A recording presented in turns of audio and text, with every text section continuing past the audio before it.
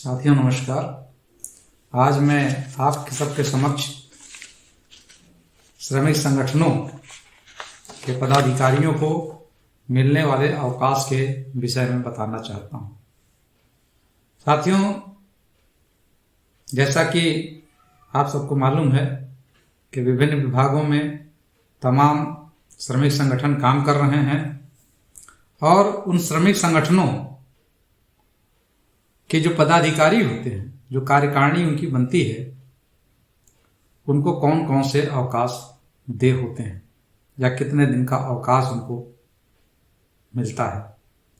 तो मैं सबसे पहले आपको बताना चाहता हूं कि प्रारंभ में जो शासनादेश जारी हुआ था, शासनादेश संख्या 2830-11-265-1946 दिनांक 1/2/1947।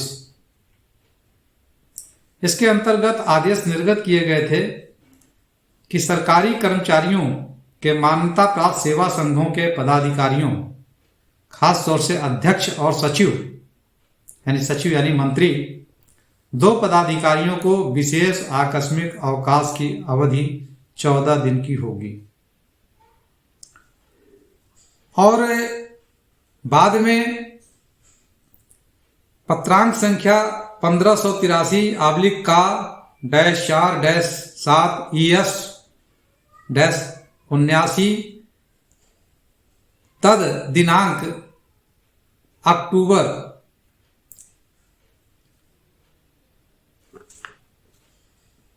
1/11/1980 को यह आदेश जारी हो गया था, जिसके तहत ये शासनादेश, सचिव उस समय थे वीके चतुर्वेदी जी, उस आदेश में जो 14 दिन का अवकाश था उसको बढ़ा करके उसकी सीमा 30 दिन की जाने संबंधी आदेश था।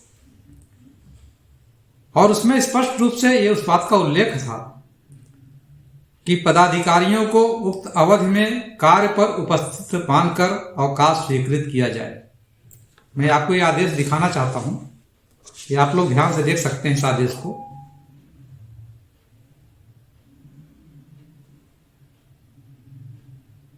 ये पूरा आदेश है पहले का जो जारी हुआ था शासनादेश, इसको आप देख सकते हैं, स्पष्ट रूप से इसमें इसका उल्लेख है। और साथियों,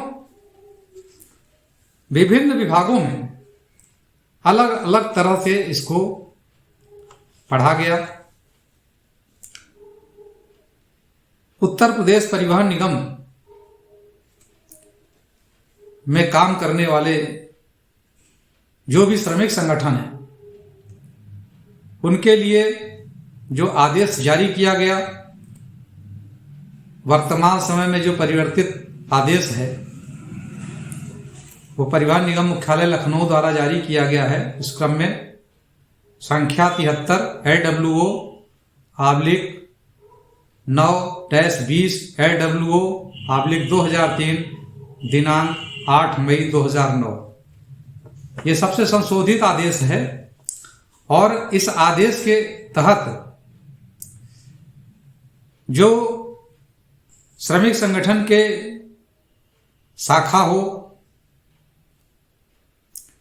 या क्षेत्र हो या प्रदेश स्तर का जो भी पदाधिकारी हैं, उसमें खास तौर से जो प्रदेश स्तर के पदाधिकारी में अध्यक्ष और महामंत्री को कुछ विशेष छूट देते हुए अन्य सभी को, जो भी मान्यता प्राप्त संगठनों के अध्यक्ष और सचिव हैं, उनके पूरे कैलेंडर वर्ष में 7 दिन का अवकाश दिए जाने की व्यवस्था की गई है। और साथ ही जो कार्यकारिणी के सदस्य हैं, उनके लिए भी पूरे कैलेंडर वर्ष में 4 दिन के आकस्मिक अवकाश स्वीकृत किए जाने की व्यवस्था की गई है। और इसके लिए अध्यक्ष एवं सचिव अवकाश प्रार्थना पत्र में संगठन का नाम, संगठन मान्यता प्राप्त है या नहीं, उनके द्वारा धारित पद का नाम तथा संगठन से संबंधित कार्य जिसके निमित्त अवकाश मांगा गया है आदि सूचना देते हुए अवकाश स्वीकृत कराने के संबंध में निर्देश है। इसमें यह भी उल्लेख है कि जिन संगठनों के पदाधिकारियों के वार्षिक चुनाव 2 वर्ष से अधिक अवधि से नहीं हुए हैं उनके पदाधिकारियों को उक्त सुविधा अनुमन्य नहीं होगी। तीसरा, इसमें विशेष रूप साफ साफ लिखा हुआ है, उपरोक्त विशेष आकस्मिक अवकाश गणना निगम कर्मचारियों को मिलने वाले सामान्य आकस्मिक अवकाश या अन्य किसी प्रकृति के अवकाश के साथ न की जाएगी। इसमें आगे यह भी वर्णन किया गया है कि अगर संगठन का राज्य स्तरीय अधिवेशन हो रहा है तो उसमें जो कर्मचारी भाग लेते हैं उसके लिए लिखा गया है कि संगठन के द्वारा अनुरोध किए जाने पर राज्य स्तरीय अधिवेशन में भाग लेने वाले कार्मिकों को अधिवेशन अवधि का विशेष अवकाश मुख्यालय द्वारा इस संबंध में निर्गत निर्देशों के अनुसार स्वीकृत किया जाएगा। और इस आदेश को भी मैं दिखाना चाहता हूं, वो 2 पेज में है। ये भी आप आदेश बहुत ध्यान से इसको देख सकते हैं, पूरा आपके स्क्रीन पर है। ये आदेश आपके सबके सामने है और यह अपर प्रबंध निदेशक परिवहन निगम मुख्यालय श्री शशि शेखर सिंह जी द्वारा जारी किया गया है। इसको आप देख सकते हैं।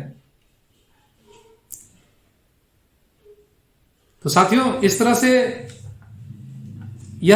इस वीडियो के माध्यम से आप सबको जो भी ट्रेड यूनियन से जुड़े हैं, जो भी संगठन परिवहन निगम में या अन्य स्थानों पर कार्य कर रहे हैं, उनके पदाधिकारियों को कौन कौन से अवकाश मिलते हैं, उसके लिए क्या शासनादेश हैं या क्या उस विभाग द्वारा जारी आदेश हैं, उसके विषय में बताने का प्रयास किया गया है। उम्मीद है आप इस दी गई जानकारी से लाभान्वित होंगे, आपको अच्छा लगेगा। अगर कोई त्रुटि हो तो उसके लिए अपने सुझाव दें, जिससे कि और आगे अच्छे वीडियोज आपके सामने ला सकूं। बहुत बहुत धन्यवाद। नमस्कार।